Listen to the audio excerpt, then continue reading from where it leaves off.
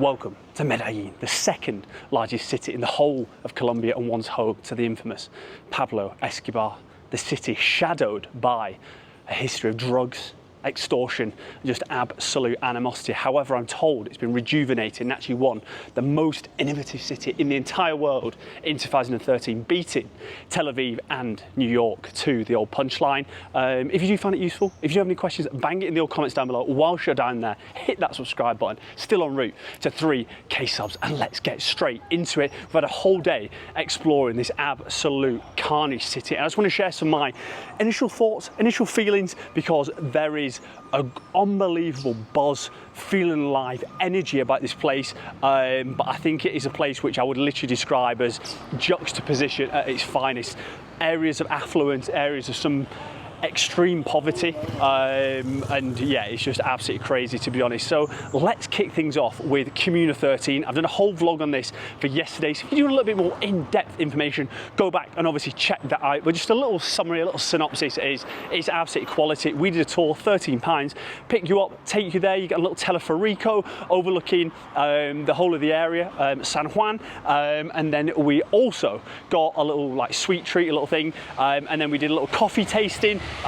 We did a little tour of the place as well, and for me, people talk about Medellin, Colombia, and our safety and so forth. This area is absolutely safe in my eyes. It is a place which I would actually describe as more touristy than anything. Didn't feel uncomfortable once. The only thing you might think if you're going there is it's extremely busy. There's nothing that would like be threatening or anything like that. But if you don't like a place where there are hundreds and thousands of people, this is not going to be a place for you. But if you enjoy immersing yourself in different cultures, different places, and places of high energy, this is going to be a real big spot for you. I thought it was brilliant. You can get like different cocktails, you get different drinks.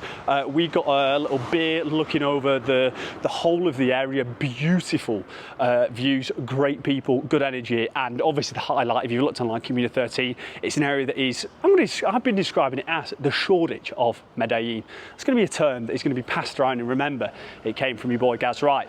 But it's a place filled with energy, filled with really cool street art and graffiti. So yeah, for me, super flair.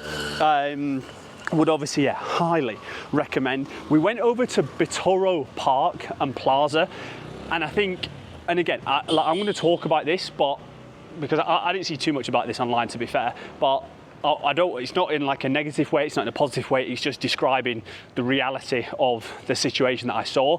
So I've never seen as many homeless people, people sleeping rough, and people on some extraterrestrial substances in my entire life. Do you know what I mean? In the UK, we're not oblivious to that fact. You go to loads of different places in the UK, there's homeless people all over the shop.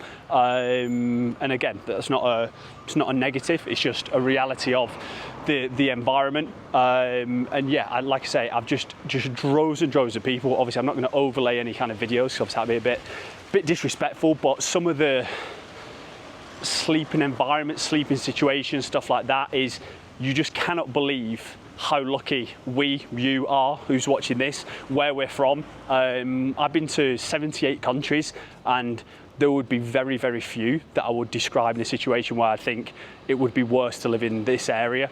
The park itself, super nice. Obviously, you've got all, is it Francisco or Fernando Botero? Can't remember. We went to his one of his galleries in Bogota. Really cool art. He kind of gives everything this really like big plump feel, and all around there, if you want to buy like t-shirts, if you want to buy like trainers and stuff like that, it's pretty cool. There's like 23 different sculptures from him in the park itself. You just get in amongst those. It's one of those places where, like, again, I didn't feel unsafe walking around there. You know what I mean? Being from Bolton, I can drop this term. It's a pretty rough place. Like, you rock about in there and it is a bit like, whew, this is a little bit dicey. But I think, like I said, when we said this before, like, about being in South America, it's a pro and a con not being able to speak Spanish. The con is obviously it's pretty hard getting about, and sometimes if you need to like order things, we've got a few of the old basics down. Dos cerveza, por favor. Come on, we obviously know how to get a few beer warriors in the system, but I think sometimes it does help, because if people are trying to talk to you and, do you know what I mean, I don't know, sell you something, or sometimes, do you know what I mean, you're trying to whatever it is. If you can't speak Spanish, they can't speak English, sometimes you get away with it a little bit more. But yeah, like I say, I don't want it to come across a positive, negative, anything like that. I just want to share my experience and what it was like. I thought it was, yeah, super eye-opening day, morning, because yeah, sometimes I'm the worst person for complaining about different situations, and then you just think some people in life have been dealt a very different hand. So sometimes we do have to be grateful for who we are, where we come from, friends, family, everyone around us. But that, we then went to the Cartel Museum. I'll overlay the exact name now if it's not called the Cartel Museum. I'm pretty sure it's something like that. But again, just an eye-opening experience of you just can't comprehend the environment and the history, what people lived in. We talk about like different like political landscapes in the UK, or we're in a time of hardship or a time of recession or something like that, and you compare that to like death and killings and people's like children going missing.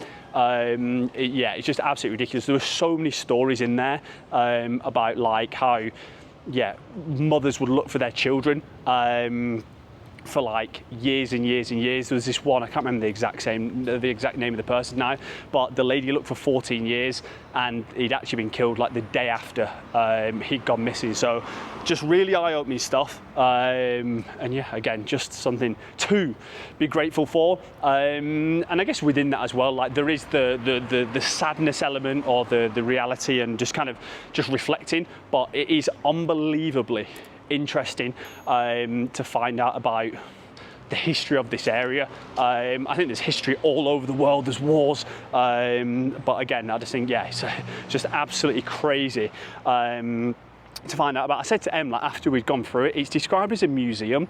It felt more like a memorial to myself personally for people that have been harmed, people that have been lost, and yeah, it was just very, very touching. So yeah, if you want a little bit of history, a little bit of knowledge, a little bit of wisdom, and just, I don't want to say reality checks, that sounds like I'm having to go at myself and having to go at you, but sometimes it is just good to reset of where you are in life, because yeah, I thought it was yeah, absolutely crazy. So that's kind of like one area where we said before around Botero Park. Me and Em are staying in Boliviana, I believe it's called, like near San Juan. If it's not that name, I'll overlay it now, but I'm 99% sure it is.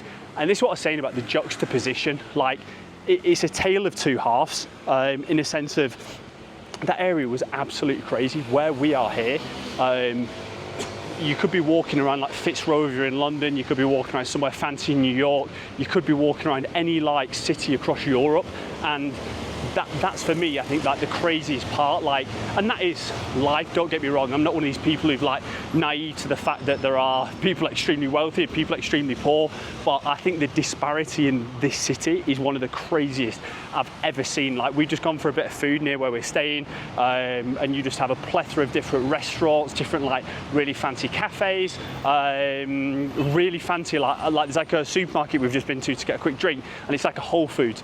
10-minute taxi away, and you've literally got people living in like metal like things on the floor, like tents, stuff like that. So yeah, absolutely crazy. Again, I don't ever say, I'm not saying it's good, bad, I'm not saying anything like that. I just think I just want to talk about, yeah, my experience wherever I go in life on travels. And again, it is just good to yeah, think about where we are, where we're from, and get that little reality check in the old system. But yeah, initial thoughts on Medellin, crazy city. For many, good, bad, everything in between reasons. For me, Comuna 13 is what you think Medellin is like in terms of all the houses going up the mountains, the energy, the buzz, the graffiti, but it's not. I think that's built for tourism. Please correct me if I'm wrong in the old comments down below, but for me, it seemed like a place where it's a specific route everyone walks. There's certain people that stop at different places. You have a coffee thing, you have a drink thing, they stop you to do like a street performance. It's not a place where you're gonna be unsafe. or anything like that. I don't know if that is the real Medellin, the real Colombia. That's definitely the vibe I've got from everywhere we've been thus far. Bogota, Salento, and Comuna 13, where like everyone is super friendly here. Like I've not felt unsafe, but I think that one place near Botero Park is that the real Medellin? I'm not sure. Someone who's been here, someone who lives here, please let me know in the comments, like what is the reality of living in Medellin? Because I think it is a huge disparity depending on where you're from. But yeah, Comuna 13, regardless of what you think of it, it is a super, super cool place. Silly energy, silly buzz, get yourself up there, get a couple of drinks. The guy who's doing our tour said, don't come here after 8. And I was a bit like, oh, is that, what, does it get unsafe? So he's like, oh no, everything's shut. So again, that probably just reiterates to me that it's a touristy place. Tourists are a bit like, oh, I don't want to go out too late at night. So yeah, everything kind of shuts there. But yeah, silly place, great for some JPEGs, great for some photos. And then me and Em, we finished off our day, our afternoon, right nice and early this morning. We went to a little sushi place. Again, I'll overlay the name now. How many times have I said that in this clip? It's a lot to remember. What are we up to? 10 and a half minutes. A lot of info, a little knowledge bestowed upon yourself.